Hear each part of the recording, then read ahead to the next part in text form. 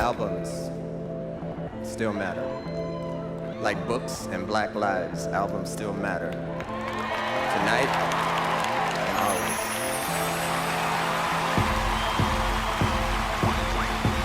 Hang on to your hats. It's time for the Link Up listening party with Jordan and Auggie.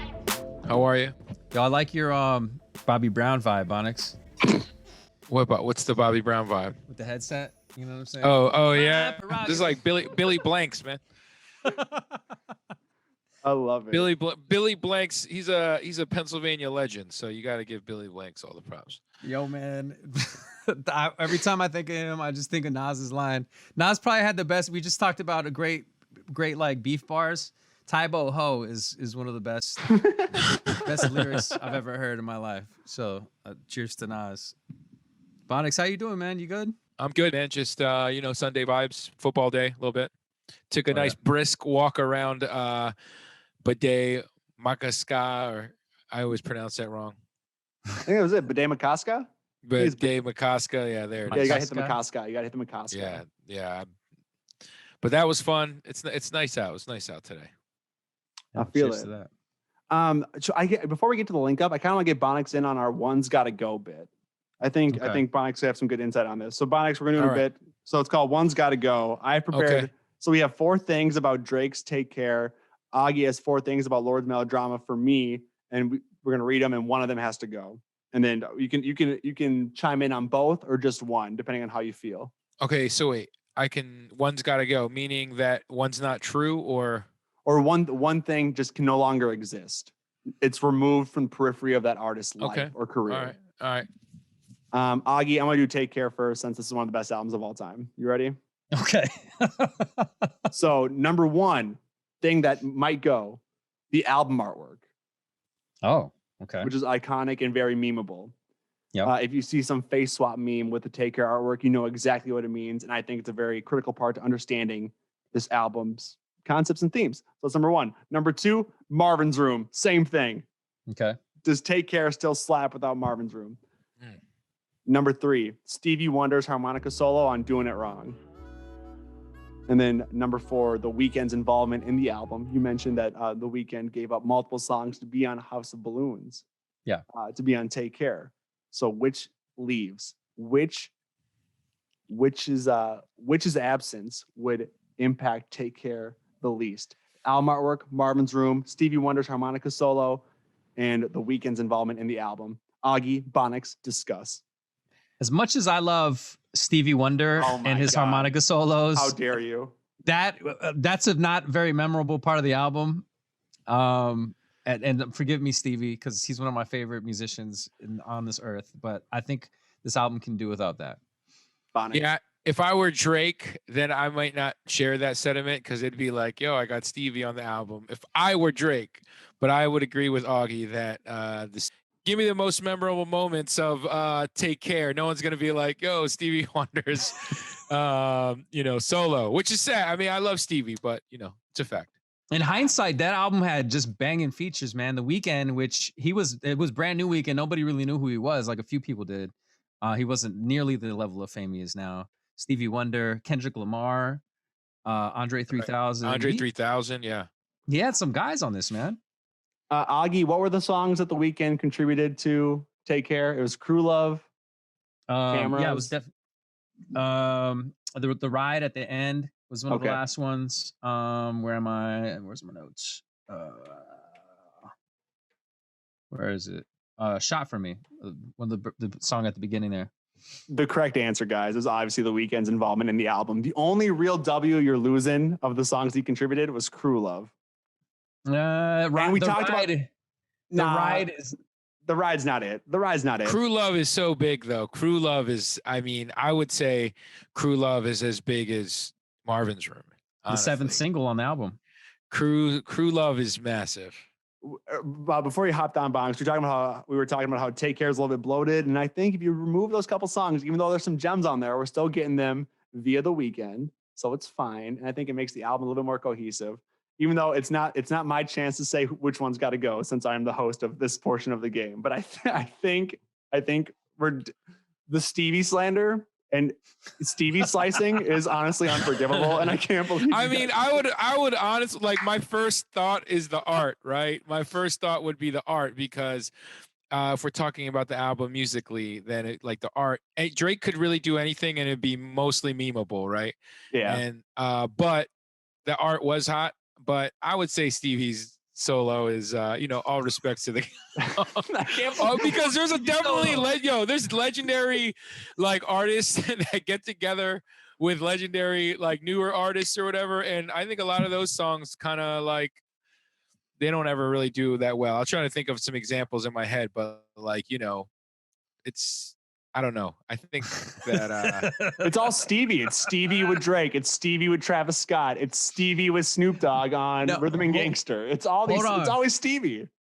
What's up? Travis Scott has the best use of Stevie Wonder in hip hop with that song, because that shit was absolutely brilliant. Should we Google Stevie Wonder hip hop collabs real quick? Stevie Wonder told a story on Big Sean's last album, which I thought was that's right, bro. Shout out Stevie.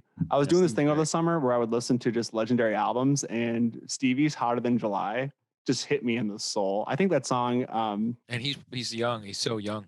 I think it added like 5 years to my life.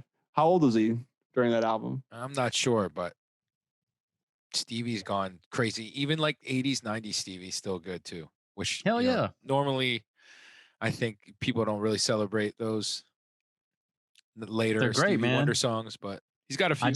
I just called to say I love you. That was pure 80s vibes. Oof. For Your Love, that was the 90s one that I think about.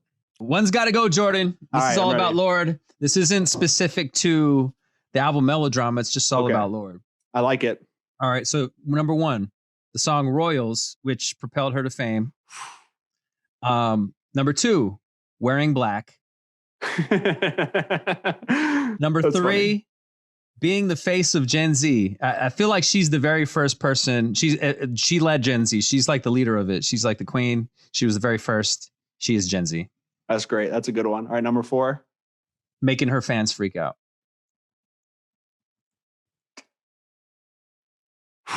I think we can remove all black.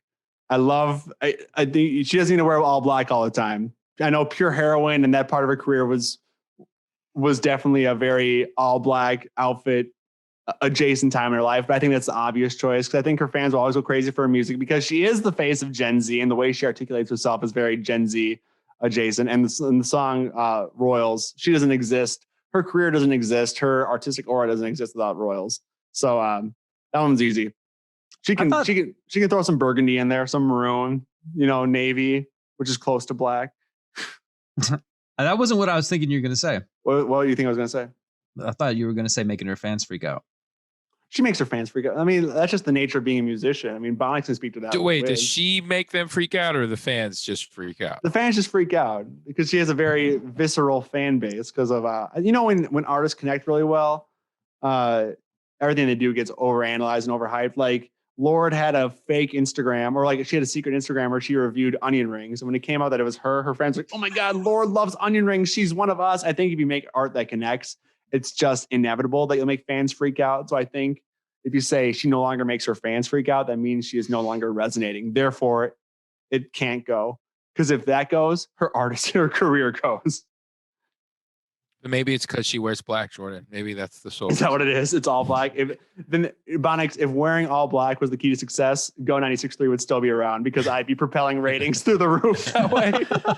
I would have to agree with Jordan with the all black. I think that's the right choice. Got the entire rainbow, thrifting. I mean, there's cool gray hues. It's still sad. They got like a static, true. static. It's her brand to me. When I think of Lorde, I always think of her wearing black. That's my mental picture of her.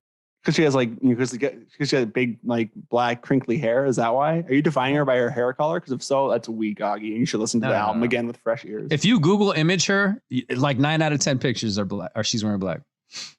Anyways, let's proceed, Jordan. Let's proceed with the link up. All right. So back when I had a radio show, Auggie, the link up was where we had listeners pick the entire playlist by linking two songs together by something they have in common. This is that same bit, except instead of songs, it's things that link together Lorde's Melodrama and Drake's Take Care. In the spirit of fairness, we have brought in our first ever guest judge. Make some noise for DJ Bonics. All right. So, Bonics, this is really whether or not a link is good is completely at your jurisdiction. Okay. If it's good, you say ding. You say ding. You verbalize that. It's an onomatopoeia. Ding. If you don't like it, eh. So it's up to you to set the parameters of the game. And so what's going to happen is one of us is going to go first, and we just alternate facts, links until we run out. And whoever runs out first, or whoever you ant first, is the loser. Or is it ant the most? No. Just ant first. It's the first one. So it's got to be, it's not like baseball 1 for 3. We have to hit consecutive hits here. There's no misses. Oh, okay. Sure. So if I just don't feel the link, I can ant you. Yeah, if you don't think it's valid, or if you think it's stupid, or maybe it's too simple, maybe it's too complicated. Right. So it's up to us. And so I have to believe everything you're saying is true, though, correct? Yes, I can't fact check everything right at the moment. Yeah. Right. It's basically a game of bullshit. It's a game of bullshit right now, and you are the bullshit detector. I promise you, all mine are real. Jordan, okay. And hey, and Bonics, you have a special reward or penalty for the losers. Is that right? Yes, but I won't reveal that yet. Oh, okay, this is nerve-wracking. Cool. I hate consequences. I lost my coin flipper. I know it's in here. Hold up. Nope, I lost it. I think I went first last week, so you go first this week, Auggie. Well, no. I went first last week. Come on. Did you? Yeah. Oh, that's right. Okay, I'll go first then. All right, here we go. This one's really simple, so I'm worried Bonics might ain't here out the gate. But this is true. Actually, no, I'm going to take this one. Lord's name is Lorde. Lord Knows is a song on Take Care. That was mine. Yeah, that's one of my favorite songs too. So I like that. All right. Nice. All right. Ding. Thank you. You took mine. All right. Both are child stars who seem like level-headed adults now. Okay. Bonics? Yeah, that's fine. Okay. I was worried. I was like, I was like on the edge of my seat. Don't give me that. Right, let's see. A supercut refers to a compilation of a large number of video clips. You film supercuts on a camera. Supercuts is a song on Melodrama. Camera is a song on Take Care. Boom. All right, I'll take that. Yeah. That's a little. We're stretching it a little bit. Okay. Is Camera actually a song on Take Care? It's half. It's half a song. It has a title. All right. Don't. He's the judge, anyways. I'm just saying. You gotta. All right. Here we go. Frank Dukes, produced on Homemade Dynamite. Also a very famous Drake producer, Drake collaborator, known for working on 0 to 100. Say that one more time. So Frank Dukes, producer, Drake, he's from Toronto, a homie of Drake's, produced 0 to 100. Also produced Homemade Dynamite on Lorde's album, Melodrama. That's a link for sure. Ding. I like it. Okay, I got one stretchy one. I got one real simple one. I just don't know. I'm worried about the consequence, but here we go. The woman that I would try is happy with the good guy, but I've been drinking so much that I'm going to call her anyway and say, those are some lines from Marvin's Room. Drake would not call the aforementioned ex if he was sober. Track 2 from Melodrama.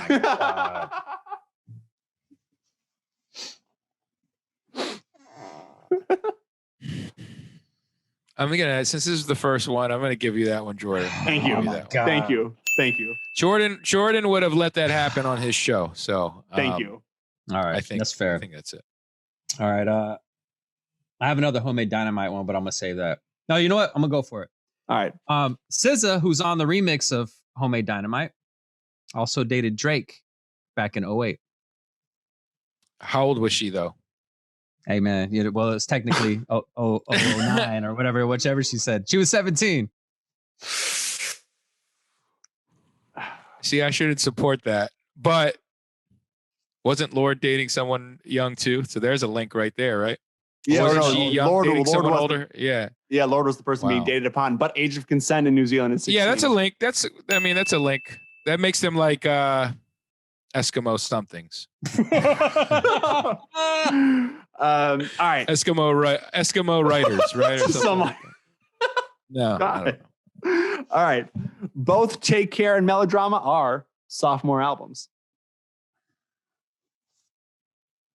Why are you making that face? Yeah, it's a great link. That's good. That's a good link. All That's a great link. right. That was just really simple. All right. Thank you. All right. So on Melodrama, she's got a song called The Louvre.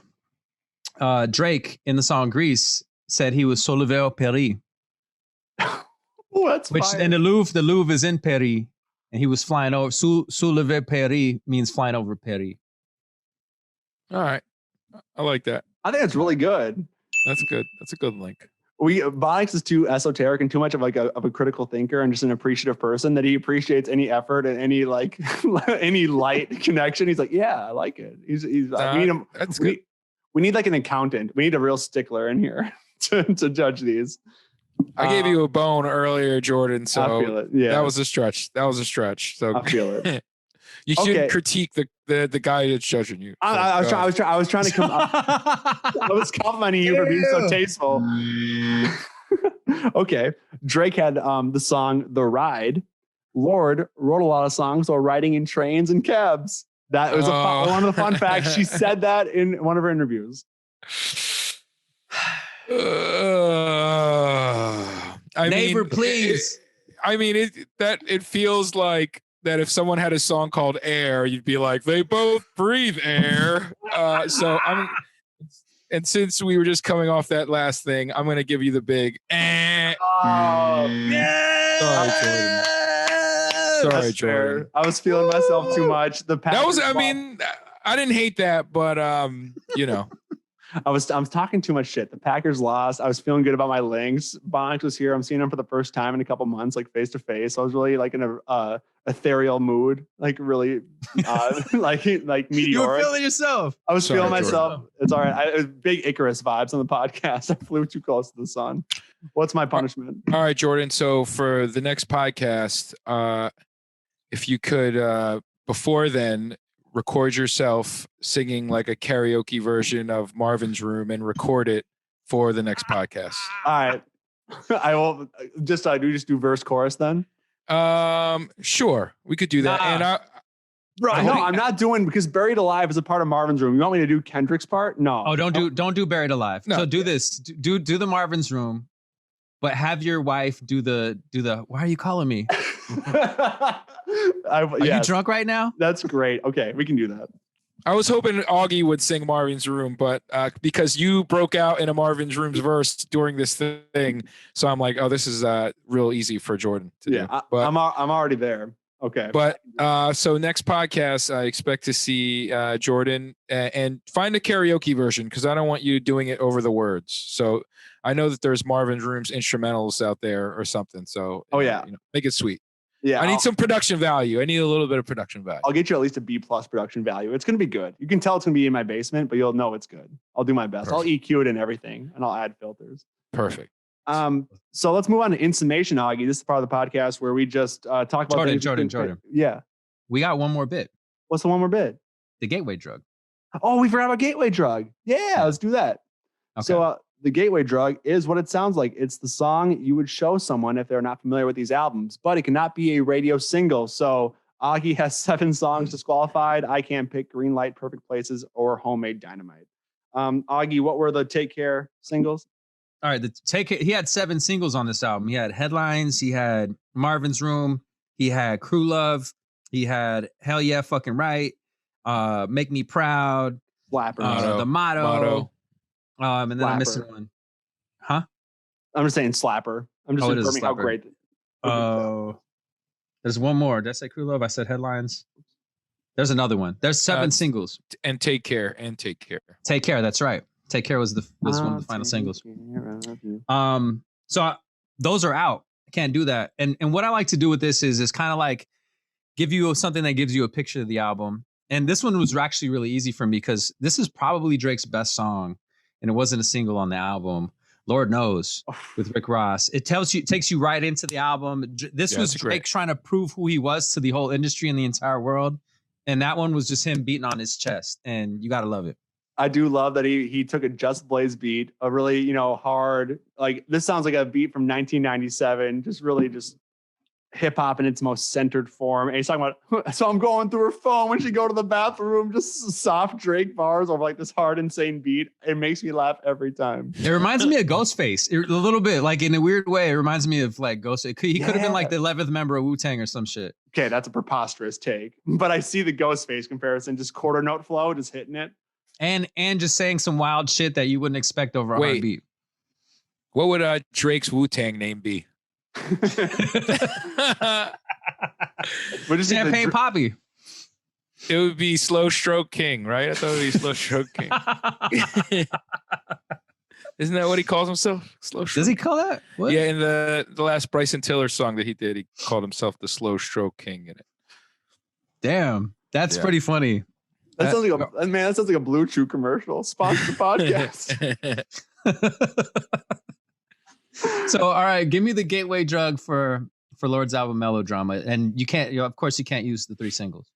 I think the answer is clearly Supercut, as mentioned in the link up. It sounds like a spiritual successor to Green Lights.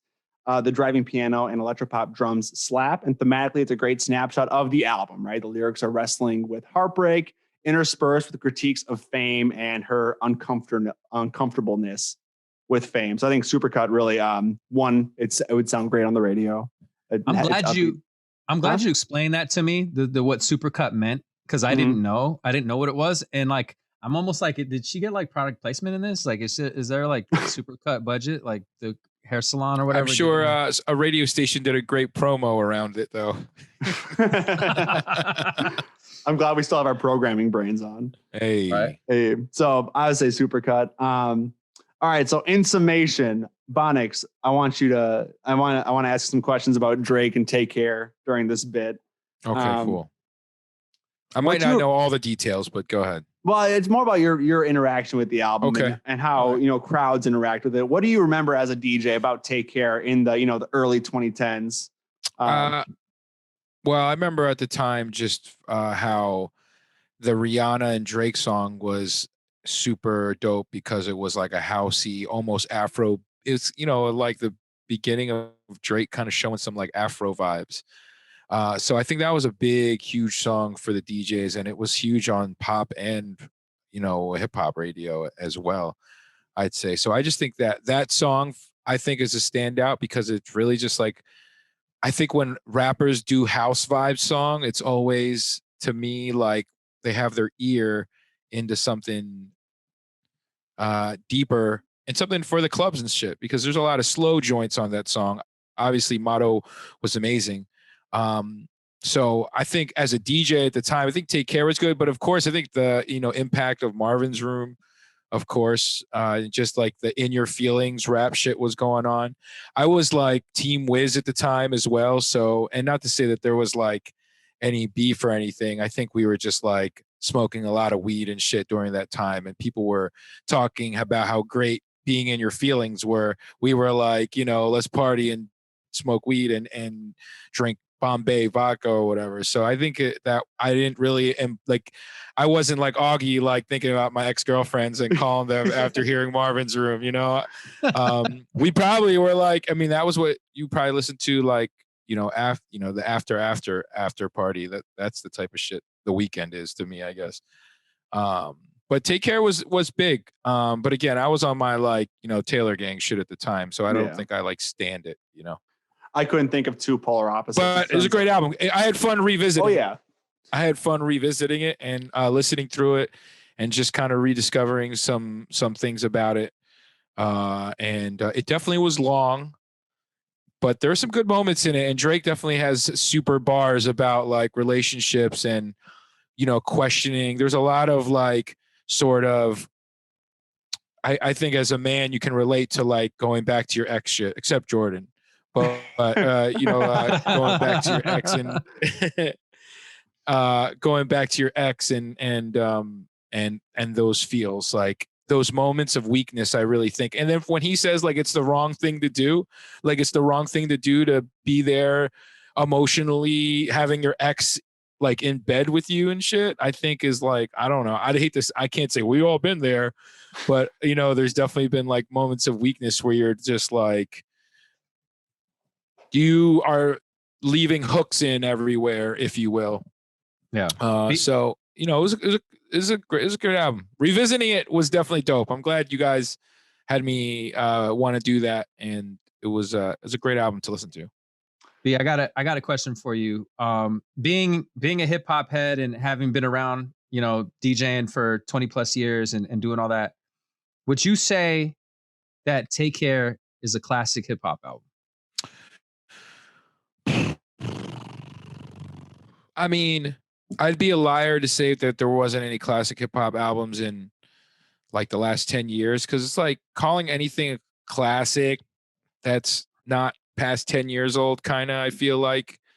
I mean, you know, there's definitely been classics from 2010 to 2020, but Yeah. I mean, I would call it a classic, especially for it being one of Drake's.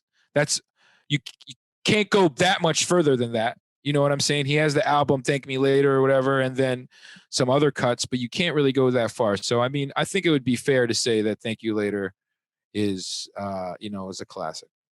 I love your take on that. It takes 10 years for an album to be a classic. I feel like the internet has warped our perspective of time and art appreciation. Like we'll say, oh, that instant classic, this album is legendary. It's like, we don't know that. Like if we're talking about it like 2 years later, then it's like, okay, even 6 months later, it's like, okay, that was probably one of the best albums of the year. But I swear, for me personally, like an album will come out. Like I remember last year, Glass Animals released an album. I'm like, oh, it's the best of the year. And then next week it's a new album. Oh, it's one of the best of the years. I was saying on the radio, like every week, I'm like, oh, I'm losing a lot of credibility just because I'm so excited by the shiny new toy. So I think it's a good exercise in patience and in music critique.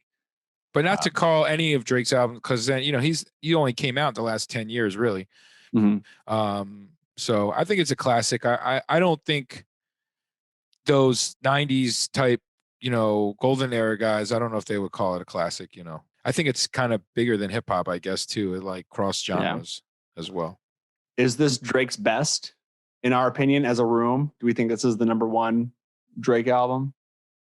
Yeah. And because when you think about Drake, you think about hits, you know, you think about just being on the top of the charts. And this was the one. Like, I don't think he had an album with this many bangers and this many singles. I had to really look, but just thinking off the top of my head, 7 singles and a couple of other songs that are still legendary Drake songs. Like, come on. And Stevie Wonder's on it. Yeah, like, come on. You know what I'm saying? You two can't talk about Stevie Wonder anymore. Andre and Stevie are on it, which is dope. So I think just those two guys alone. I think it's his best off of sheer influence and impact. I think his best album, pure peak Drake, is If You're Reading This, It's Too Late. I remember just feeling some type of way when I woke up. I was out working at a morning show at the time. I woke up at 4:00 on my birthday. And I go on Twitter and I'm washing my face. I go on Twitter. I see Drake dropped a new album, and I listened to it the entire morning. So I felt like that album was for me. So maybe I have a biased reaction to that. But what's the best Drake art album? Well, it's Take Care. It might be Take Care, but what's the other one where it's just like where his just Nothing his Was head? the Same. Yeah, that's the one. I like that one too. Drake's got some fire albums. But the views one was memeable too, right? Yes. I love seeing. I saw a meme where it was Bernie Sanders on top of that building for the Views from the Six album, and I loved it. I saw Bernie on Forest Hills Drive on the top of J. Cole's old house. Oh man, so I can't get enough of those memes. I'm all about them. Give me more. They're not stale to me yet. Yeah, no, the Bernie memes are probably going to live on. He's making merch too. And all the proceeds are going to charity. So it already sold out. It already sold out. Yeah. I got a text from Bernie like, yo, if you want a Bernie meme sticker, make a donation, blah, blah, blah. I get texts from Bernie now ever since I donated $27 to him one time. Why 27? I don't know. I have no idea. Symbolic message. There's probably some sort of Illuminati number. I really don't know. That was my number in baseball. That's what it was. 27. Yeah. But I want to, just going back to Take Care, I struggled with myself a little bit thinking about the album in context of it being a classic, And I came to the conclusion that it is a classic, but I don't know if the album is great as an album. I don't know if it's one of the great albums of all time because it's not cohesive. Like, yeah, it had great songs. Yeah, it had like all the history surrounding it is great. There was a lot of brilliance on the album, but it's super disjointed. You go from him talking about an ex on song number 2 to him talking about his boys on Headlines, and then another song about his boys, and then like it takes you like here, and here. I feel like it was he was trying to make 2 albums, or he was trying to make one album which was like R&B and really in your feelings, and then I feel like the label was telling him like, no, you can't do that right now. You got to put out these bangers. Get Lil Wayne on this. Get Rick Ross on this. We got to make this thing happen. And that's why you hear "Make Me" when I can't remember what song transitions into "Make Me Proud," but I feel like my ears were gonna fall off when "Make Me Proud" hit, because you go from this like real mellow, dark R&B vibe to "I Want a Girl with a Future and a Past." Like whoa, like it just blew me out of my frame. I'm gonna push back on that only because we didn't levy that same critique. That's kind of how I felt. Oh, sorry. Oh no, it's all good. Because we didn't levy that critique for the Black Album, which Jay-Z's all over the place on that album. And also Drake's been doing playlist type track listing his entire career, like with Scorpion. And what was that big like 40 song one, or what was the other long one he had? It wasn't Scorpion, but there's that other one that had I can't remember. God, had Portland on it. Yeah. More Life. Like he's been doing this. So I think it's pretty harmonious. Bonics, what's up? I was just going to say, I was actually surprised about, so I never listened to the Lorde album from front to back, and I did recently. And I was actually shocked at how she just comes in vocally. Like it's just like, it just jumps right in. So that kind of shocked me. As I thought about that when I heard it, I was like, wow, that was abrupt almost. It wasn't like musically beautifully introed or anything, which is, I'm not saying it was the wrong thing to do. I just had that thought. Yeah, when you just jump right in. I think when you know that it was like supposed to be a house party night, that whole thing, like getting in the car, I think again, if you don't know that context going into the album, it's hard to pick it up. But I think that's a really cool choice, especially when I think it's my favorite song. So I wish you would have shared that with me before, Jordan. Now I feel like I'm robbed a little bit. Nah, you gotta do your own research, dude. It's 2021. Damn, son. Wow, Jordan's ruthless, man. Hey, no, man. Tonight. Damn. Sheesh. We all can engage in some synthesizing our own opinions and media critique and fact checking and making sure we're getting the full experience. That's on you guys. So Jordan, in summation of Melodrama, how are you feeling? Give me your summation. I'm feeling great about it. At the time, I did not realize how good this album was until I re-listened to it again. I was like, I shared some critiques that my former boss, Christy, did. She didn't understand the hype. I was like, okay, I guess it's all over the place. I didn't quite get it. But going back to it with my current taste as a big 80s electro pop type fan, I love that type of music. Going back into it with more fresh, mature ears, I was like, yo, Lorde was really ahead of her time with this. As a 23-year-old, like, pure, I didn't get it, but as a 27-year-old in retrospect, I appreciate this album so much more. So in summation, she has a high bar to pass for her third album, which we're still waiting. She gives us an album once every 4 years, and it's been like 4 or 5. So, Lorde, where you at? Jordan, is this her best album? Well, yeah, but she's only had 2. Okay. I just want to know, because I just couldn't get into it. I listened to it 3 times, and there's songs that I enjoy on it. Just as a whole, if I would have had the context of this being at one house party, then I probably would have heard it differently. But I couldn't get into this. I got into the Taylor Swift album. We listened to a Taylor Swift album before. I just couldn't get it. I don't know. I like Lorde, but just didn't draw me in. This might be a generational divide. Don't take this the wrong way, because you're gonna blow us out of proportion. But this is old millennial versus like millennial divide going on right now. I think Lorde has more balls on that album than Drake does on his album. I think that's probably the case. Okay. Yeah. No shots at Drake or anything, but Lorde seems like the one that's pulling the pants up. I feel it. As we approach our deadline here, Bonics, can you, as a thank you for popping on, do you mind plugging what you got going on and where people can follow you and where they can find you and where they can listen to the High Noon Mix Show? You see it right here. I'm on the couch these days. You can catch me on Twitch every day at noon. DJ Bonics. I'll be popping up here and there, doing some mix show in Philly and Pittsburgh Friday nights.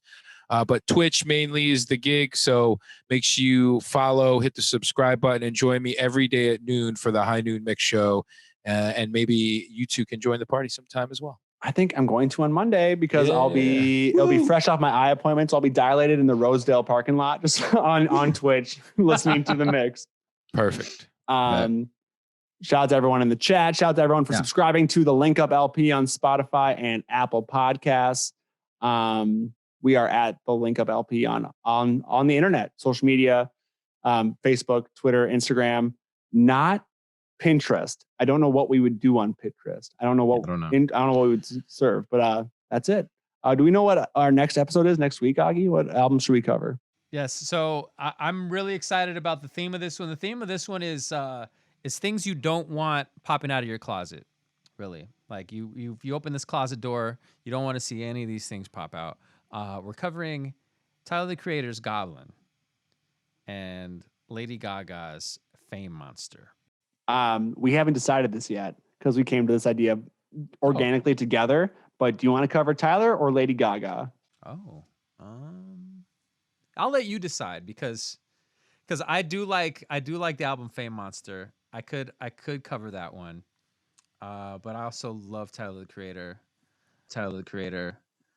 I'm taking Goblin. I want a hip hop album. You hog all the hip hop albums. I want one. I'll go with Gaga. Let's go. So I'm covering Lady Gaga, Fame Monster.